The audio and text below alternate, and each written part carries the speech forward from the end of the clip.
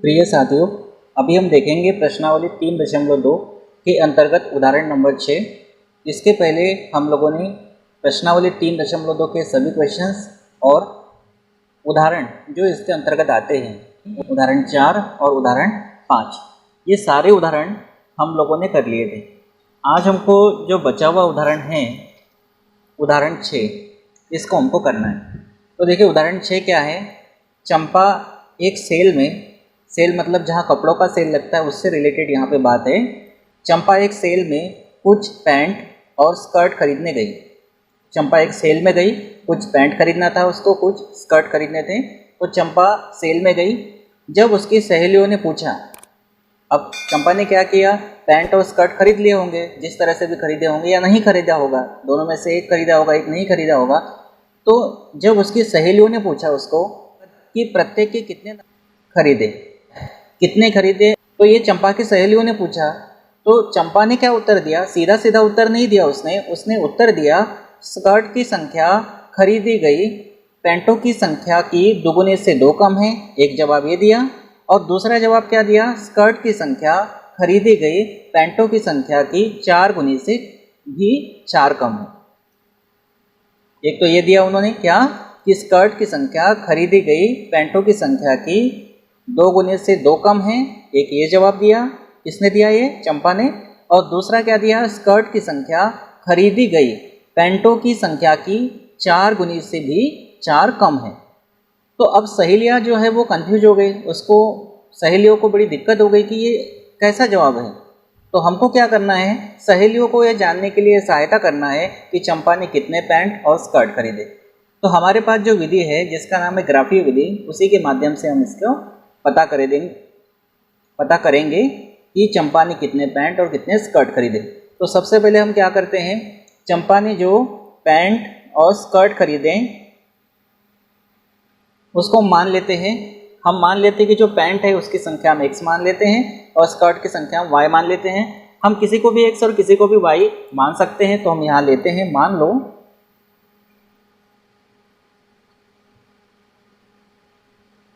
क्या मानेंगे हम, पैंटों की संख्या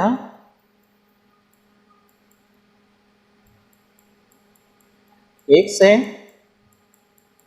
बराबर x तथा स्कर्टों या स्कर्ट की संख्या, ऐसा लिख देते हैं, स्कर्ट की संख्या कितनी है, y है। ठीक है। तो अब उसकी सहेलियों को, तो हम प्रश्नानुसार चलते हैं।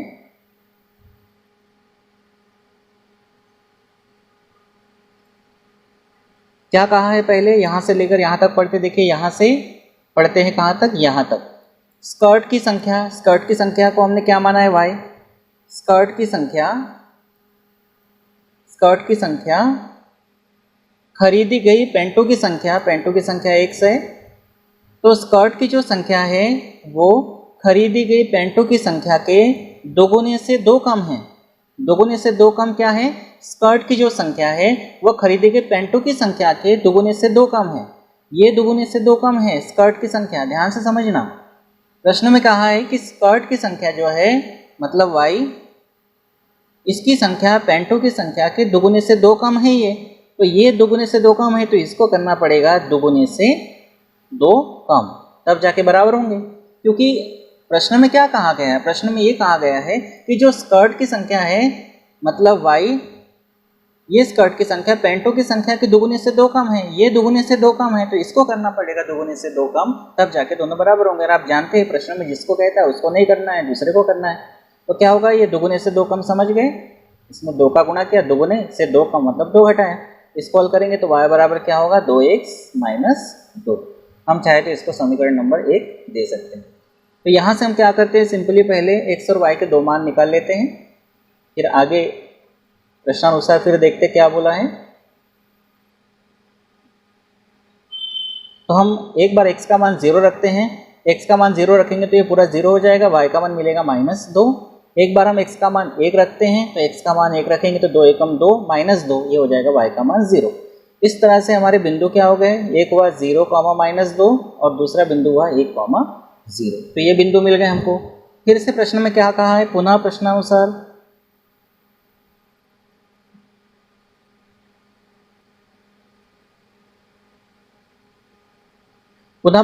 क्या क्या कहा है, देखिए यहाँ से चलते स्कर्ट की संख्या, क्या माना था स्कर्ट की संख्या को, y, स्कर्ट की संख्या, खरीदी गई पैंटों की संख्या, पैंटों की संख्या मतलब x। ध्यान से समझना, आप पहले खुद ट्राई करके देखिए। तो क्या कहा है, स्कर्ट की संख्या खरीदी गई पैंटों की संख्या के, ये जो स्कर्ट की संख्या है ये 4 गुने से भी 4 कम है। स्कर्ट की जो संख्या है वो पैंट की संख्या के 4 गुने से 4 कम है, ये स्कर्ट की संख्या। तो हमको इसको 4 गुने से 4 कम करना पड़ेगा, 4 गुने से 4 कम करना पड़ेगा। प्रश्न में क्या बोला है कि स्कर्ट की जो संख्या है वो पैंट की संख्या के 4 गुने से 4 कम भी है। तो ये 4 गुने से 4 कम है किसकी संख्या, स्कर्ट की संख्या। तो हमको 4 गुने से 4 कम करना पड़ेगा पैंट की संख्या, तब जाकर ये दोनों बराबर होंगे। ध्यान से इसको समझना, मैं बार बार आपसे ये कहता हूँ कि जिसको बोलता है उसको नहीं करना है। प्रश्न में बोला है क्या कि स्कर्ट की संख्या जो है वो पैंट की संख्या के 4 गुने से 4 कम है, ये 4 गुने से 4 कम है, तो इसको करना है 4 गुने से 4 कम, तब जाके बराबर होंगे।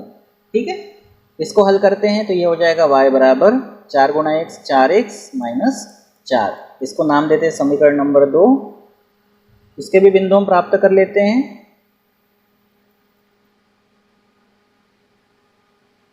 तो 2x के मान निकालेंगे, 2y के मान निकालेंगे, x का मान 0 रखेंगे तो y का मान मिलेगा -4, और x का मान 1 रखेंगे तो y का मान मिलेगा 0। तो ये हो जाएगा 0, -4 और ये होगा 1, 0। अब देखिए थोड़ा सा अगर आप नोटिस कर रहे हैं ना, तो इसके ये जो बिंदु है ना 1 0 1 0 ये कॉमन आ रहे हैं। तो इससे आप दिमाग लगा सकते हो, आइडिया लगा सकते हो, अंदाजा लगा सकते हो कि दोनों रेखाएं ना इस बिंदु पर मिलेगी। तो यहाँ आपका उत्तर भी लगभग मिल रहा है। देखिए दोनों इस बिंदु पर मिलेंगे और यहाँ x का मान 1 है और y का मान 0 है। मतलब x हमने माना पैंट को और y हमने माना स्कर्ट को। तो x का मान 1 है तो पैंटों की संख्या 1 हो जाएगी और स्कर्टों की संख्या 0। मतलब स्कर्ट उसने खरीदी ही नहीं, स्कर्ट उसने खरीदी ही नहीं। यहाँ से आप अंदाजा लगा सकते हो क्योंकि दोनों के एक एक पॉइंट सेम है ना, तो इसी बिंदु पर दोनों रेखाएं प्रतिच्छेद करेगी और प्रतिच्छेद करेंगे तो x का मान 1 और y का मान 0 है। x हमने माना स्कर्ट को तो स्कर्ट की संख्या 1 है और x हमने किसको माना, पैंट को माना। x हमने माना है पैंट को तो पैंट की संख्या 1 है और स्कर्ट की संख्या 0, मतलब स्कर्ट उसने खरीदी ही नहीं। तो हम इसका ग्राफ बना लेते हैं। देखिए बहुत ही सिंपल तरीके से आप बना सकते हैं। जैसा कि मैं आपको कहता हूँ आप खुद कोशिश करके देखिए और अगर नहीं बनता है तो फिर ये आगे देखिए इसको। ठीक है, तो समीकरण 1 क्या है इसको लिख लेते हैं। यह है y बराबर 2x माइनस 2, इसको सिंपली समीकरण 1 देते हैं। आप जानते हैं इसका समीकरण 1 लिखने का कोई मतलब नहीं है यहाँ पर, फिर भी हमने दे दिया। ये हो इसके बिंदु है 0 - 2 और 1, 0। दूसरा रैखिक समीकरण क्या है, दूसरा रैखिक समीकरण है हमारा, देख पा रहे होंगे आप, y बराबर 4x माइनस 4। इसके बिंदु कौन कौन से हैं, एक है 0 - 4 और दूसरा है 1, 0। तो इन बिंदुओं को लेकर ग्राफ पेपर पर हम ग्राफ बनाते हैं। पहले अक्षर को बना लेते हैं। ठीक है, ये हमने बना लिया। यहाँ पर y अक्ष, इधर नीचे क्या होगा y डैश, और उसी प्रकार हम बना लेते हैं x अक्ष को, देख पा रहे होंगे आप। ठीक है, तो ये बना लिया हमने x अक्ष, तो इसको नाम देते हैं x और यहाँ होगा हमारा x डैश। x का धनात्मक मान कितना अधिकतम देख लेते हैं। x का धनात्मक मान अधिकतम 1 ही है। x का धनात्मक मान अधिकतम कितना 1 है, 0 1, इतनी ज़रूरत है, पर हम आगे बढ़ा लेते हैं थोड़ा सा। x का ऋणात्मक मान कितना है, x का ऋणात्मक मान है ही नहीं, इधर ज़रूरत पड़ेगी नहीं, फिर भी हम लिख लेते हैं। ये सिर्फ अंदाज़ा लगाने के लिए कि हम कितना आगे तक लिखें, इसीलिए मैं बता रहा हूँ। बाकी लिखते तो हम ज़्यादा भी लिख सकते हैं। y का धनात्मक मान कितना है, तो y का धनात्मक मान तो है ही नहीं यहाँ पर, तो y का धनात्मक मान यहाँ ज़रूरत ही नहीं पड़ेगी। 1 2 3, इसकी बिल्कुल ज़रूरत नहीं पड़ेगी। और y का ऋणात्मक मान कितना है, -2 -4 है, तो यहाँ कम से कम -4 तक हमको ज़रूरत पड़ेगी। ये -1 -2 -3 -4, इतनी ज़रूरत पड़ेगी। एक आध और बढ़ा लेते हैं। पहला बिंदु हमारा क्या है, पहला बिंदु है 0 माइनस 2, तो x का मान 0, y का मान -2, ये है। इसको हम लिख लेते हैं 0 माइनस 2।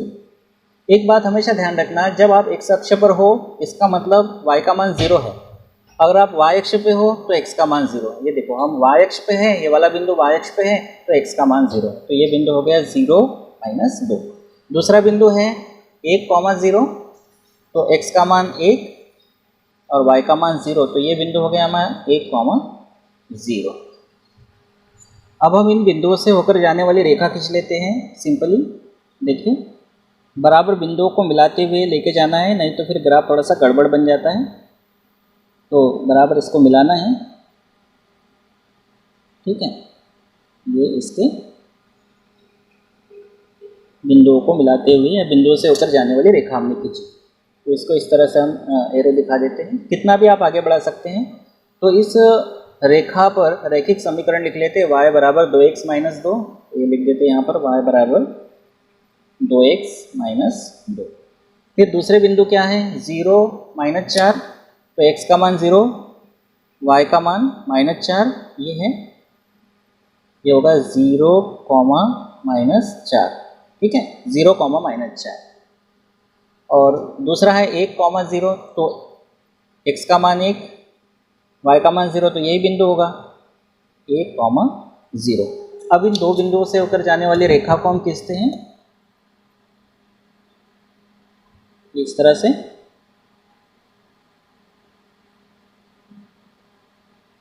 इसको आगे बढ़ा देते हैं, इसको सिंपली हम एरो कर देते हैं और इसको भी एरो कर देते हैं। तो ये जो रेखा बनी कौन से रैखिक समीकरण से बनी, y बराबर 4x माइनस 4, तो इसको हम लिख लेते हैं, कहाँ पर लिखेंगे, ये यहाँ पर y बराबर 4x माइनस 4। अब दोनों रेखाएं जो हैं, एक रैखिक समीकरण y बराबर 2x माइनस 2 की रेखा और दूसरा रैखिक समीकरण y बराबर 4x माइनस 4 की रेखा, ये दोनों रेखाएं एक दूसरे को कौन से बिंदु पर प्रतिच्छेद कर रही हैं, 1,0। 1,0 इस बिंदु पर प्रतिच्छेद कर रही है, तो पहला मान x का होता है और दूसरा मान किसका होता है, y का। तो इस तरह से x हमने किसको माना था, पेंटों की संख्या को, और y हमने स्कर्ट को माना था। इसका मतलब x का मान 1 आया तो एक पैंट खरीदा चंपा ने, और y का मान 0 आया तो स्कर्ट खरीदा ही नहीं। तो हम लिख सकते हैं कि अतः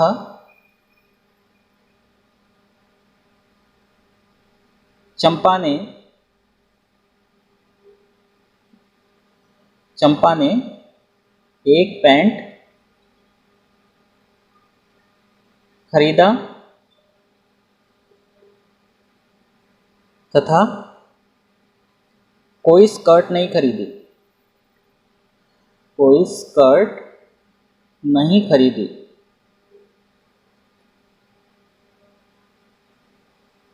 ये हमने कैसे पता किया, तो यहाँ पे जो उभयनिष्ठ बिंदु आया था, ये उभयनिष्ठ बिंदु कितना आया है, 1,0, क्योंकि दोनों रेखाएं जो है एक दूसरे को 1,0 पर प्रतिच्छेद करें। तो हम ऊपर चाहे तो लिख सकते हैं कि चूंकि दोनों रेखाएं